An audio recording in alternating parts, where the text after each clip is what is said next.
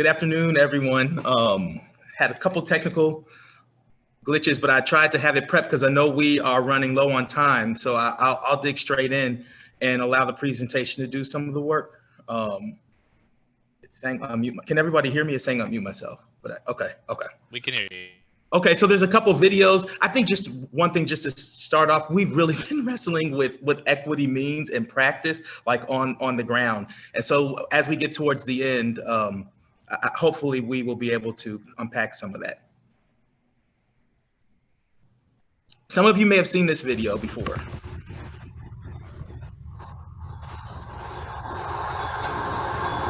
M-E-M-P-H-I-S, let it sink into your chest. M-E-M-P-H-I-S, let it sink into your chest. M-E-M-P-H-I-S, let it sink into your chest. M-E-M-P-H-I-S, let it sink into your chest. M-E-M-P-H-I-S, let it sink into your chest. M-E-M-P-H-I-S, let it sink into your chest. M-E-M-P-H-I-S, let it sink into your chest. M-E-M-P-H-I-S, let it sink into your chest. Mobilizing equity through music and our policy. Understanding history.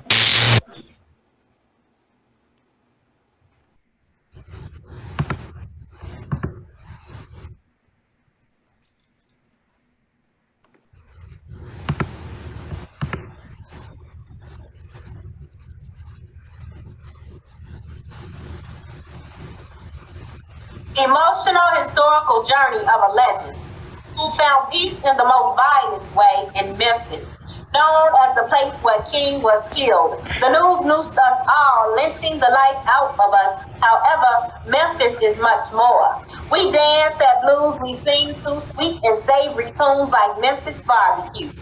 Rocking us with the rooted soul of the queen from Soulsville to Graceland, we demand respect. Marching with royalty, asserting I am a man. As vivid as pink palaces and blue suede shoes, we shine bright in a myriad of hues. Floating through that ghost river of the mighty Mississippi to safe shores of the Burkles estate, smooth like haze, that bad mother, shut your mouth. We flock to Shepherd and moonlight into prime time, wrestling in the ring like Lawler for all to get hooked like Benjamin on literacy and books. Georgina's voice is sour and rapid. Words pop like frying grease. Then simmering face waits for your response. You probably didn't understand unless you listened slow.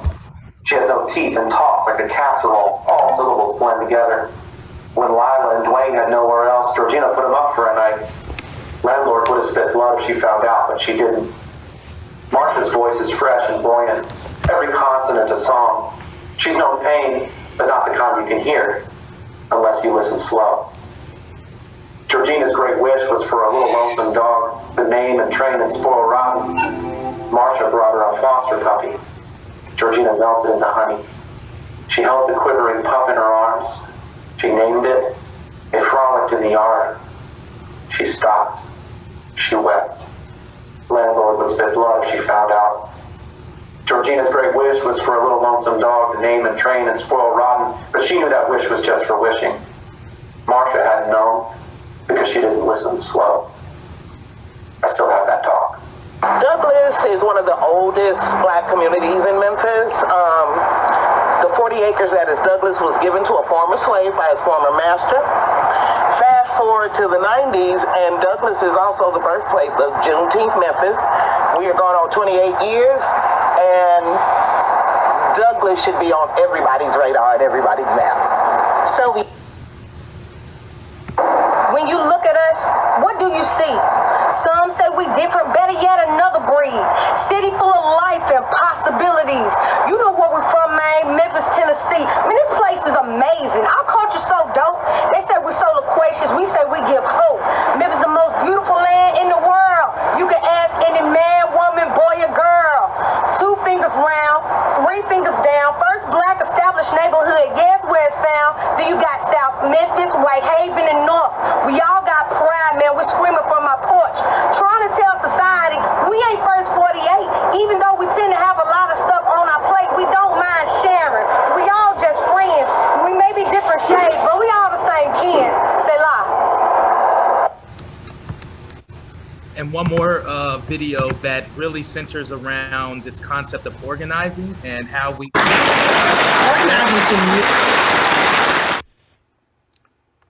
Organizing to me goes back From one of our neighborhood connectors, sorry.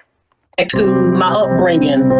I grew up in poverty, and growing up in poverty, it learned me how to survive. And as a survivor, I had to jeopardize a lot of things in my life. I had to learn to survive off of poor eating habits. I had to settle with going to the poorest of the poorest school and getting the worst education possible. And so those things are just things that I learned as I was growing up. As I move forward today, I understand that those things were my challenges back in those days. And so I made a choice to say what I was going through, I didn't want others to go through as well. So I wanted to change the lens of organizing in the neighborhood. And sometimes when we talk about organizing, it's about a group of 3,000 people, a whole army of people. But it could be a group of 4 to 5 people that with shared ideals trying to make a difference. We were organized to pick up trash. We organized to clean up my neighbor's house. So those things we don't see it as organizing, but that is organizing at its fullest. So as I move forward with organizing, I want to make sure that families in the community that I serve and I live, making sure that those families have the resources that they need in order to make sure they just not surviving, but they are thriving in their community.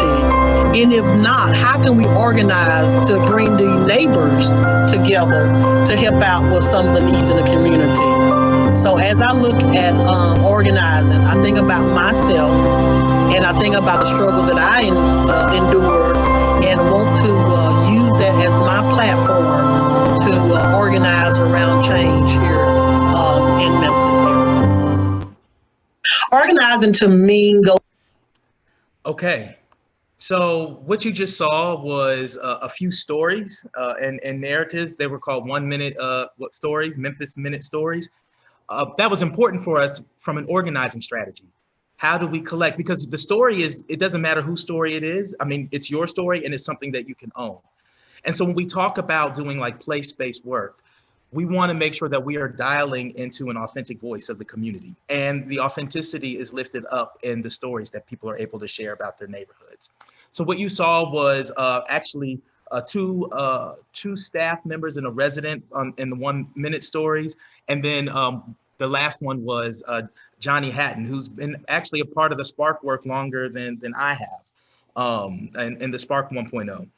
And so we have been wrestling with this challenge of like, how do we start from within communities and really build from within communities? Uh-oh, did my presentation leave just now? I'm sorry, Justin, that was me. Oh.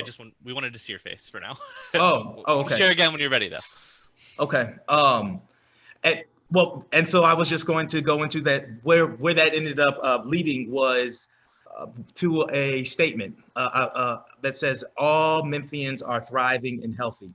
And so this past year, right before COVID started, we wrestled with equity and results-based accountability. Like, how can we start to get to the root cause of some of the challenges?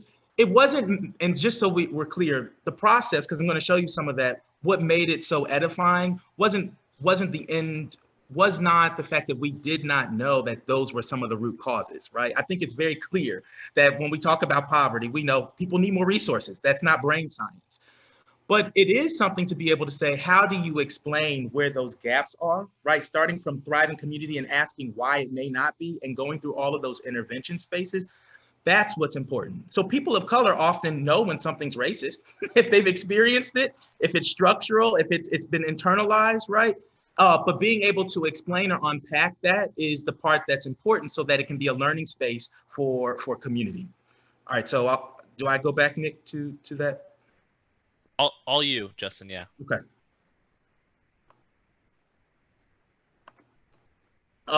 So all people in Memphis are thriving. That's the aspiration statement that we started with. And so what I did is I put like some snapshots of what some of the equity and results tool is. We call them our equity maps. It was like a 6-month process that allowed for us to unpack, In the final culmination, we were able to meet with 80 institutions in a gathering and over 100 residents, right, from the various neighborhoods that we serve to tease out a larger conversation. What was important about this, the equity piece, right, wasn't just that it was CTC leading the work, but that we did a train the trainer model. So it allowed for the connectors to be able to be the ones leading and facilitating those conversations with their communities, opposed to a third party coming in and doing that, right? And maybe some of the narratives may not be as authentic. And so what I have for you is like just a couple of snapshots from some of those maps. So some of the narratives that ended up coming out, right, is that when we look at the percent of poverty, right, it's 33.8% versus 11% white, when we look at it through a binary lens. But we start to see these themes come out around health and education and growth, right? Where it's like, hey, home ownership rates aren't fair. White people, if you look to the left, inherit businesses and there's intergenerational wealth, right? These are all narratives that the community identified. Now, let me say, I shared this with a partner recently and I was a bit nervous about it because it's very real. And I was really, really appreciative as to how they responded. Because they weren't at all fragile, they weren't at all offended by the narratives that were coming out. And that gave me a sense of hope that, hey, this is something that I actually think can work. So another snapshot, sorry, it's not switching. From another map, right, we had some themes around transportation, but a lot of things that were coming up were internalized and institutionalized racism. And if you look to the left, right, it says, hey, white people are maintaining power, right? And that there needs to be some type of education that maps from that, where we can address racism on a much deeper level, on a systemic level. Those were things that constantly came up. And so the spicy roots, the star, right, that's what we call it. And then it allows for us to identify intervention spaces as to where we can drive solutions. The one that I want to share specifically in terms of the narrative for the story today is this specific one. You can tell this is rich right here in terms of the context that came back from community. It says in Black Memphis community, there's a deep internalized racism, you know, that the system is the way it is. And for me, for me to believe that I'm not equal. And then that goes down further to say, attain the dream of White Haven. That's one of the neighborhoods or communities here. And that's better than what I may currently have. And it goes all the way down, right? Eventually it gets to structural racism. And then this shows on the same map, right, that land is something to own and hold for white people, talks the importance of land, but then it traces it back to capitalism, to colonialism, supremacy. These are all things that we've heard about today. Again, what was really imperative about this process was that the residents were naming this and connecting the dots so that when it's time for them to be able to speak to institutions, right, as to where the challenges are, that they're able to do that. What this ended up turning out, this is a snapshot into the future, this upcoming month, where residents have said, hey, we're going to have conversations around living in Black Haven, worshiping in Black Haven, organizing in Black Haven, and allow for those conversations around liberatory thinking to then infuse into some of like the economic conversations that we have. But the first thing is like, how do we create a space for that type of liberatory thinking to happen in a way where it's not restricted, where it's unrestricted? So what that meant was that we evolved our platforms this year to having 5 like anchor engagements. This is how we internally aligned our team to church engagement, youth engagement, hold on, dude, cultural engagement, political engagement, and civic engagement. The foundation of it is the civic engagement. And just hold on to this acronym change because I'm going to tap into that in just a few minutes. But the purpose of this was that each of the engagement anchor work groups, what they did was they had ideas, they brought in community members, they brought in other partners that may specialize in that, but it created our calendar of events. So it was an empty slot of calendar events. And what it ended up leading into is that now we're planning, now we are planning what those events are. So if you look at cultural engagement, that breaks down into 4 areas. It breaks down into Black liberation. It breaks down into Brown Latinx liberation, or Latinx and Indigenous liberation. It breaks down into white allyship and responsibility. And so we designed specific programs to be able to address the structural internalized racism, right? The inverse of that would be liberation. And so how do we celebrate, right, and reward and allow for communities to celebrate their identities? The political engagement is like, man, everything that's happening in our neighborhood, there's a budget for it with our city and federally. How do we start connecting to the institution? But sometimes there's a disconnect, because the budget doesn't necessarily mean that it meets what the communities are actually looking for, the edifying experiences.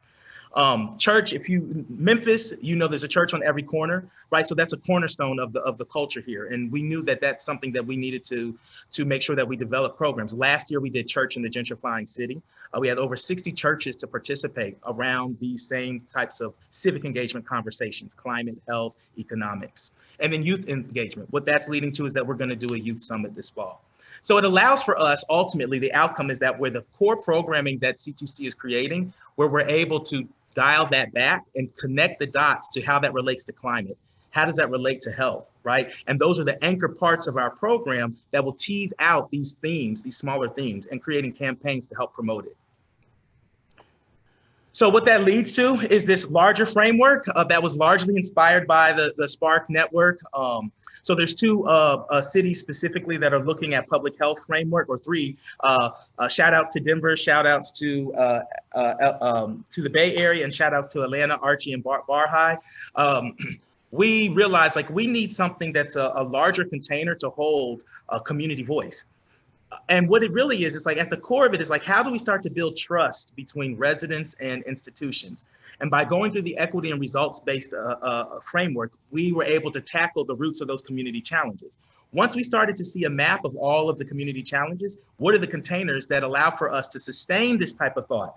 Because it's not enough after the first year or 2 years that SPARCC may provide funding. We need to make sure that we are providing a pathway for this to be a 30-year plan. And that's what was attractive about the health framework, was that it allowed for us to look at a long-term engagement plan for allowing communities to have self-determination. So it's called Just Change. I always describe the work here in Memphis that once Memphis was the pulse of the civil rights movement in the 1960s.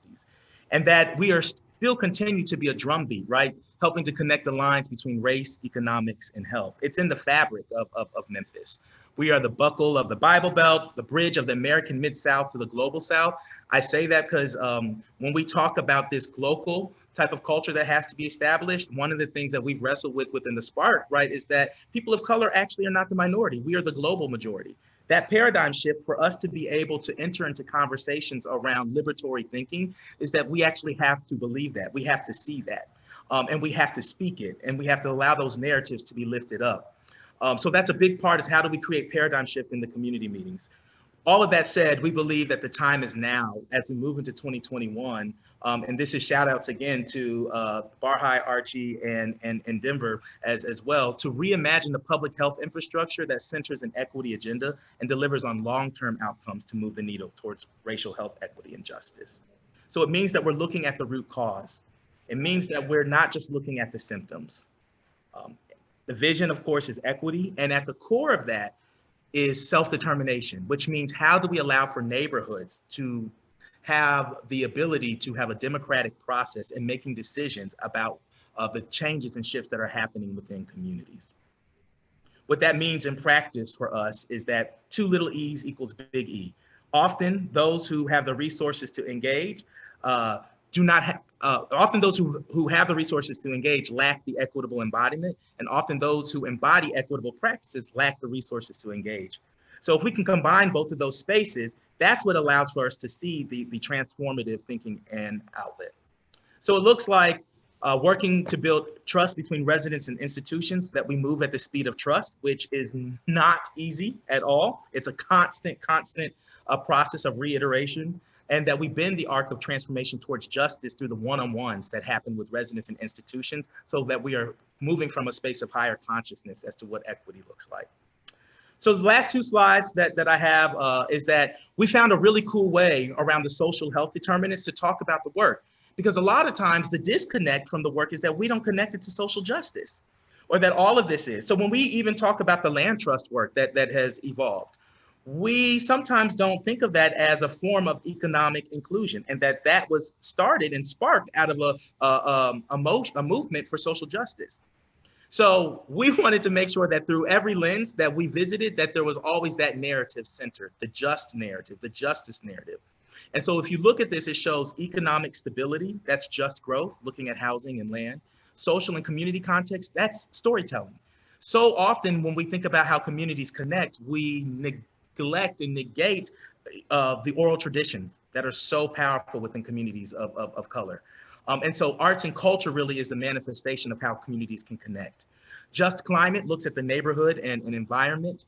Just health looks at health care. It looks at access, right? It looks at mental health and physical health on an individual level. And just education looks at education as an anchoring space. Where does this space live in our neighborhoods or communities? What is from an urban planning space? Where is this that when we create this body of work that allows for us to live beyond 3 years into like 30 years, a physical space, and what role does the education system have in that? So it's called Just Change. We want to announce that work coming in April, actually, as a part of the commemoration of Martin Luther King for his assassination. And again, it will be a reminder, right, as to the work that has to be a constant beating drum towards justice and equity. So we created an alliance. And so this is still in formation, but this at least kind of shows the breakdown of the alliance. It's still growing, but essentially at the center of it will be the resident chairs. Those groups that I showed you on the former slide, all of those are working groups and work tables in our neighborhoods where there's resident leadership helping to create projects along those lines. And so on the climate, it may be around land trust, or on the growth, it may be around land trust. It may be around building a cultural wellness center, right, in the neighborhood that allows for us to look at culture as a vehicle to talk about mental health. It may look like a community investment fund or trust, right? We found out that there were some built around parks here where it actually paid mortgages early at the Gooch Park. So shout out to Miss Joanne. I share that story often. So those are the various circuit breakers that CTC offers as trying to come up with long-lasting economically beneficial solutions for the community. And so the way that that's framed is that the residents are the center of it. And then we have the anchors. That's where CTC comes in, right? We bring in ambassadors and directors of Just Change to help facilitate conversations between resident and institutions. But really, when we say the transformation that needs to happen, that's really the institutions, that they should recalibrate. Everything that happens in the communities often is a reaction. And so when we looked at transformation, we want to make sure that we are thinking about that through an equity lens and how systems can better serve the communities. So then we realized that there was a huge gap that came through our equity maps. And so allies was that in order for this to happen, that we also have to build, right, allyship. And we need our allies to understand what proximity looks like to the neighborhoods. If we understand the problems are in the community, the experts are also in the community, the resident chairs, and that they're the ones that should help drive what this change looks like. And then our strategic partners is the city, county, government, and university. They're the ones helping to provide technical expertise and fiscal resources. And then because it's a health framework and because Memphis has a booming medical district, how do we make it a membership-driven thing where literally the fees of the membership help to underscore the impact projects that the residents create. So what that means is that if a St. Jude invests in the membership, right, that we can say 75% of this funding actually goes directly to the communities themselves to develop the projects on their own. And so CTC acts as an intermediary then in helping to navigate and negotiate that. Sometimes we act as placeholders in that conversation till communities have organized their plans to be able to do it. Sometimes we act as disruptors in that space because resources constantly perform at status quo and go to the same places. And how do we shake that up a bit so that community has access? So over $20 billion are coming into the market. If you think of this as a circuit board, these are some of the new investments that are happening. CTC's role is to have more yellow, where the neighborhoods physically have organized infrastructure to be a part of the conversation, right, that's happening, the economic conversation, so that resources are coming into the community and they are navigating where those go. And I'm probably out of time, so I will stop there, but I'll show this last slide. This is our theory for change. And you guys have seen this before. We've been evolving this. And so it starts off with place-based organizing work and evolves into asset-based, where we make sure that when we speak about our environments that we're in, that is coming through an asset-based lens. That does not mean that we're not real about the needs of the community, right? We acknowledge that as well. But then it goes into a phase called restorative organizing. So many of us might be familiar with ABCD work. We say that the restorative organizing adds the EF, the equity formation. And what that looks like in practice is this. It looks at individuals, making sure that we are doing self-efficacy. And you'll see that the values that are underlined in the explanation, that actually all goes back to Kwanzaa values. Because really the purpose of Kwanzaa was teaching communities how to live in and lean into community health.